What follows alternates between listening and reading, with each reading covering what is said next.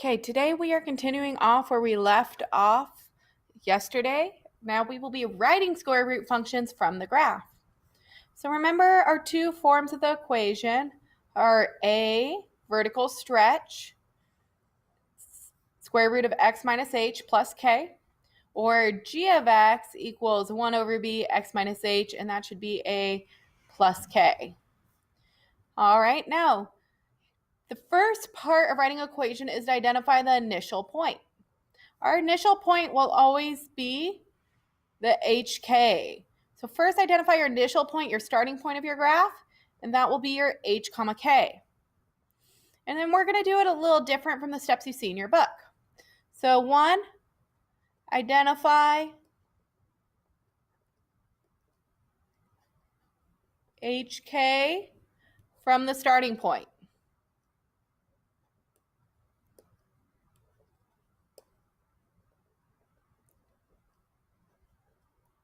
Okay, step two, you're going to pick one other point on the graph, and you're going to plug it in. Plug in HK and one other point. We'll call it x comma g of x into your equation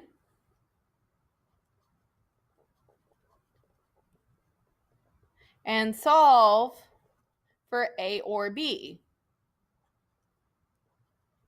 Now, the way you're going to determine if it's a or b is the direction of your graph. So I don't want us to focus on the book trying to tell us what form to use. I want you to know when each structure is going to have the most meaning. So as a general rule, we want to focus on vertical stretches and compressions. And with every other function we did, you could always represent it as a vertical stretch or compression. Now, that's partially because they all had some kind of symmetry to them. And since they had symmetry, that could happen. But where we need to be careful is if the graph is going to the left. Square roots are not symmetric. Since square roots are not symmetric, you're going to need to make sure that you identify whether you should be using A or B. So as a general rule, anytime your square root function is going to the right, whether it's going up to the right or down to the right, as long as it's going to the right, you're going to use g of x equals a square root of x minus h plus k. So for most of the time, you're going to use a. If it's going to the left, though, I want you to use the B, because that could represent that reflection over the y-axis. So the reason we're going to use B if it's going to the left is that will help us represent our reflection over the y-axis. All right? But most of the time we'll be using just the A. Okay? Because remember, vertical stretches are like horizontal compressions, which is why we can just combine it all into the A value. And so once we do that, we're going to plug A or B, H, and K back into our equation.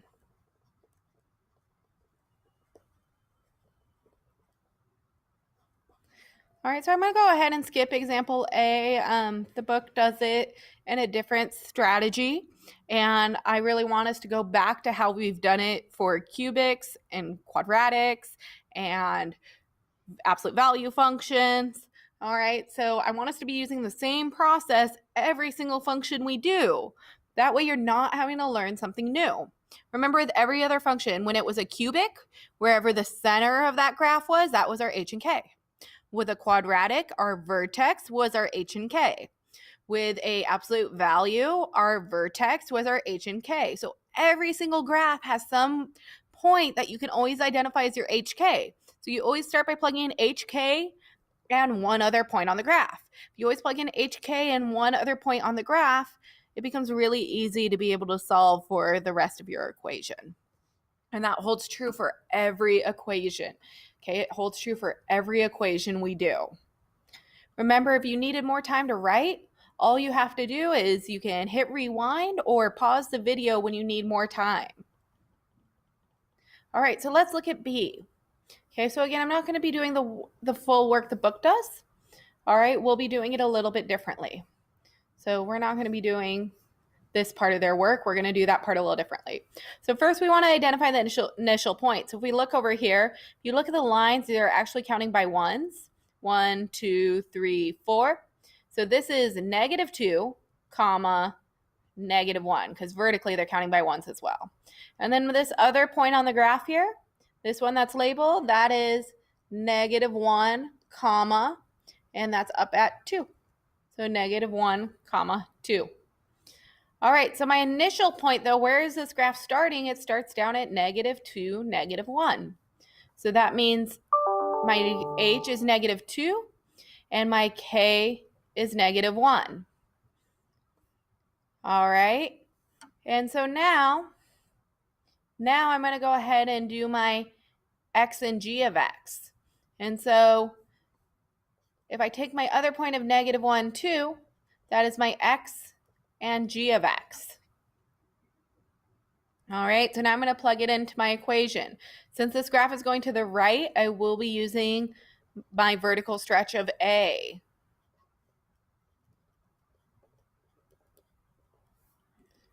All right.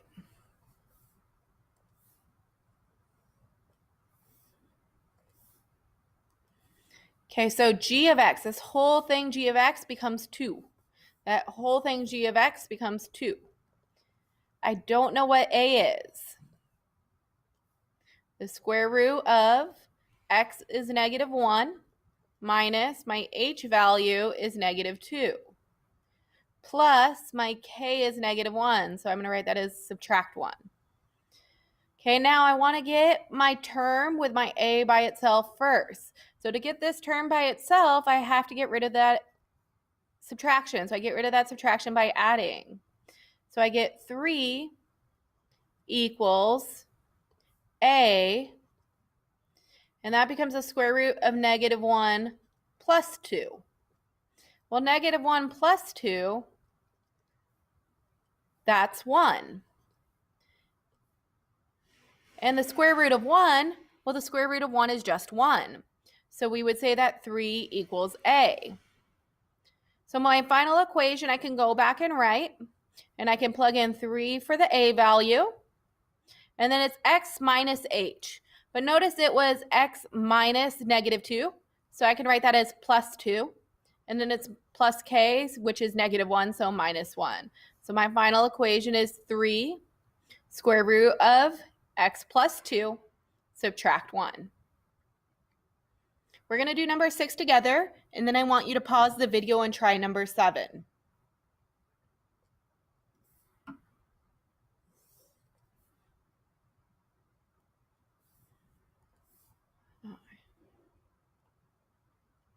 Oops.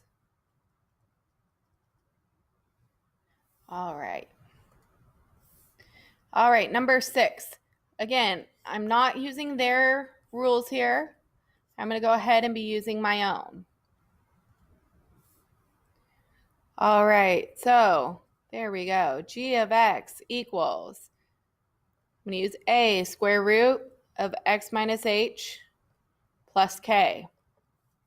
So my first point down here is 1 comma -1. So that's my h and my k. My second point here, notice this is between 1 and 2. So that is 1.5 comma 0. 1.5 comma 0. Okay, and so I'm going to use that as x and g of x.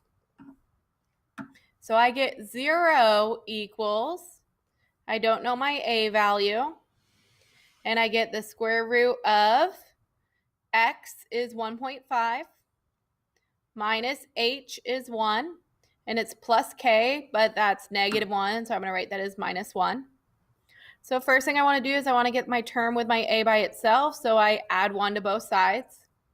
1 equals a, the square root of, well, 1.5 minus 1 is half. And then I'm just going to divide both sides by the square root of half. Go ahead and just leave it as a square root of half for this problem. We're just going to leave it in this form. Yes, it could be rationalized. You absolutely could rationalize this fraction. But go ahead and we're not going to worry about that for this problem. All right. So now I get g of x equals, and my a is 1 over the square root of 0.5. And then I get the square root of x minus, and my h is 1. And then it's supposed to be plus k, and my k is minus 1. So there's my equation. Now, the reason this could be the a value and the b value relate is since I have a square root outside another square root, I could actually bring that in. I could combine those square roots and bring that in as 1 over 0.5 quantity x minus 1. And so if I bring that in, now my b value is 0.5. So my a was 1 over square root of 0.5, and my b was 0.5. You do not have to write it like this, but I want you to see how through our rules of mathematics, this a value and b value can actually have the same types of meaning with it. All right, so both are equivalent, and that's why we're going to focus on the a values. We want to focus on one method only, so we're going to focus mostly on the a. The only time you have to write it with b, is if it's going to the left and has that reflection over the y-axis. All right, so go ahead, pause the video, and try number 7. When you are done, unpause the video and check your work with me. Pause down. All right, so this point here is still having issues. All right, I'll do the best I can. So we have our point of, that's -3. This is not working at all. All right.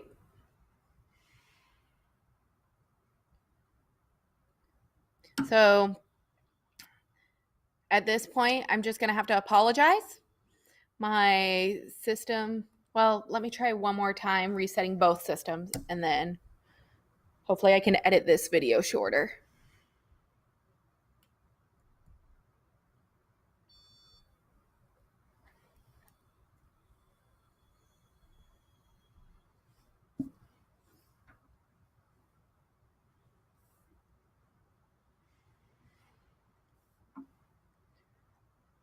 All right, let's see if this works. So this is -3, 5. So that's starting. So that's h and k. And my other point here is -2, 2. So that's x and g of x.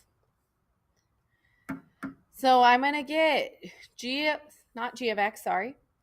I'm going to get 2 equals, I don't know what my a value is, the square root of x minus h plus k. And so I want to get the term with my a value by itself, so I'm going to subtract 5 from both sides. And I'm going to get -3 equals a, the square root of -2 plus 3. Well, -2 plus 3, that's 1. And the square root of 1 is 1, so we would say -3 equals a. Since -3 equals a, I can now write my equation and say g of x equals a, the square root of x minus h, but if it's minus -3, I say plus 3, and then plus k. All right. So now we're going to look at modeling with square root functions. We will now model with square root functions.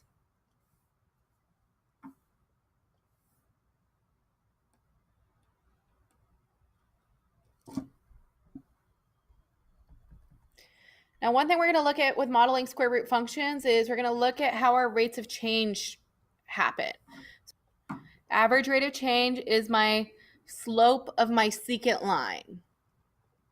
So the slope that connects 2 points. And average rate of change is represented by the formula f of x2 minus f of x1 over x2 minus x1. More simply referred to as y2 minus y1 over x2 minus x1. So if you remember way back when this first was introduced in middle school, your teacher probably told you slope's important. Slope will keep showing up. Well, guess what? It is going to keep showing up. It shows up even in calculus. It's one of the most important formulas we use in calculus. So please make sure you know your slope formulas. All right, so we're going to be doing a bunch of calculations with our square root functions now.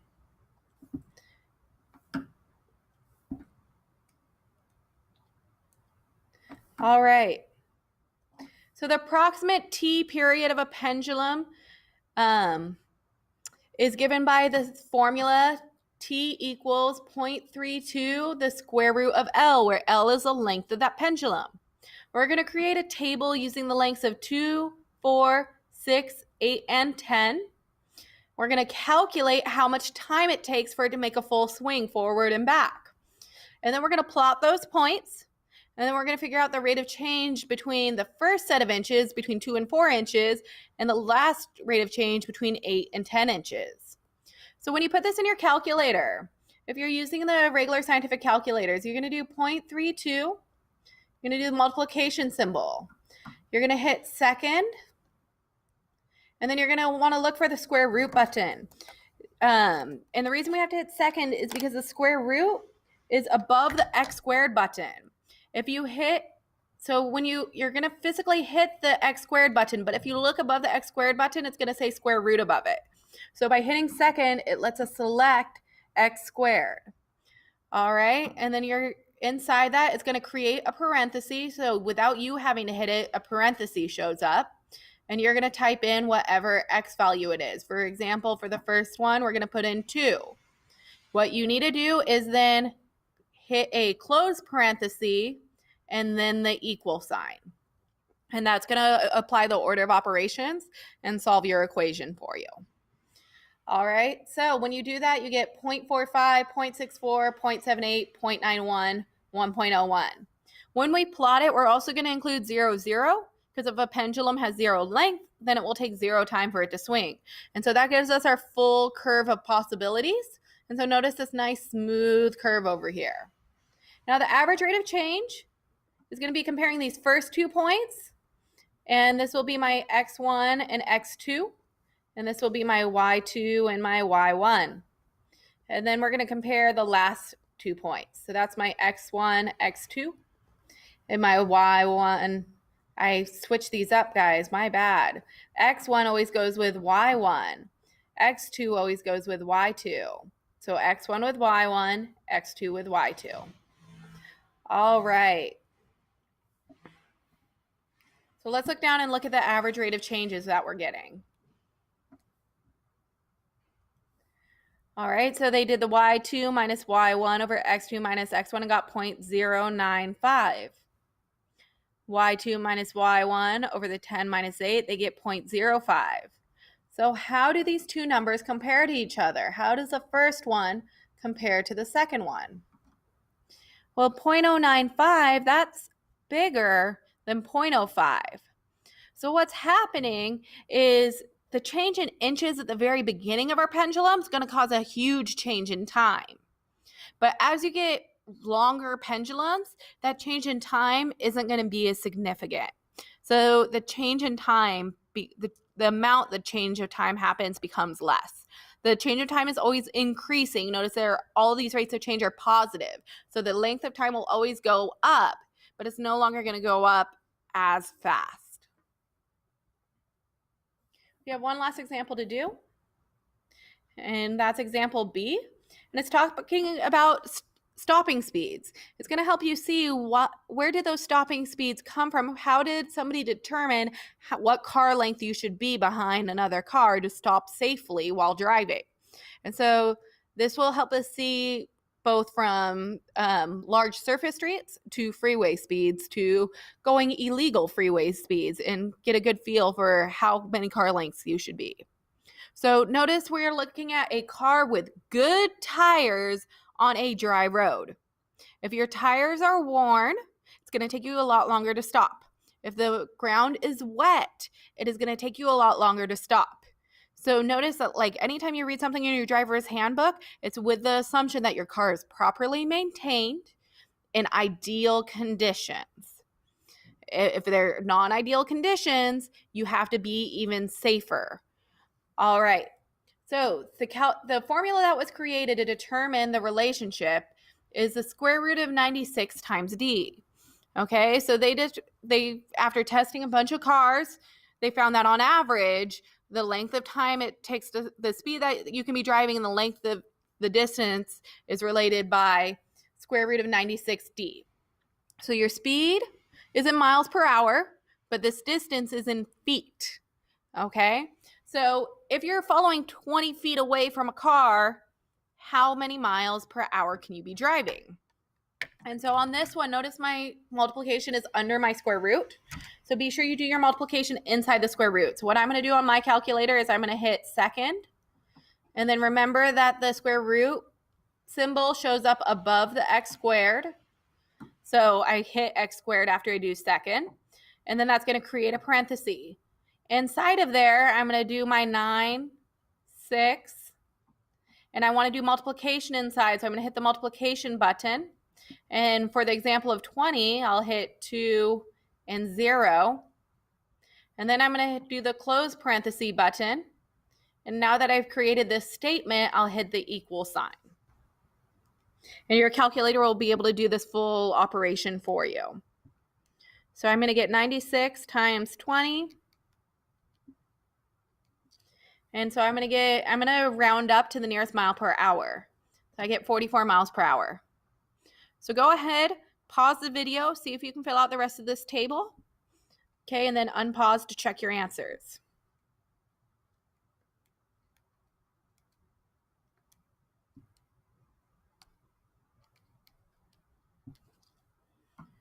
$62 miles per hour.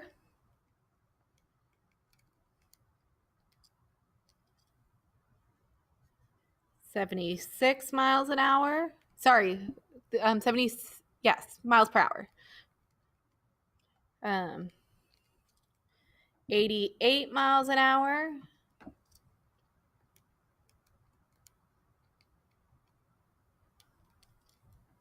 98 miles an hour. So if we go and plot these, we start from 0, 0 because 0 speed needs 0 distance to stop. At 20, we're at 44, so about here. At 40, we are at 62, which is about here. 60, we're at 88. Sorry, 60, we're at 76. It's about here. 80, we are at 88, which is about here. And at 100, we are at 98, which is about here.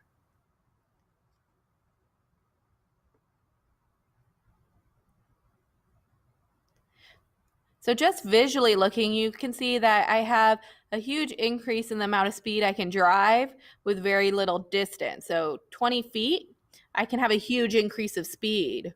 I can have an increase of 44 miles per hour. But as you move on further, the next 20 feet, I can now only increase my speed less than 20 miles an hour.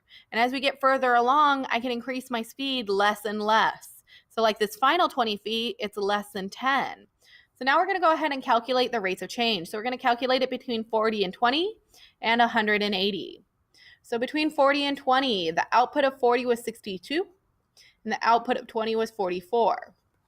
So I'm going to go ahead and use my calculator and figure out what this rate of change is.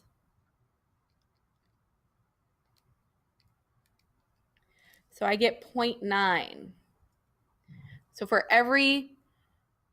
I can increase 0.9 miles per hour for every foot of distance. All right, pause and try to figure out the last interval.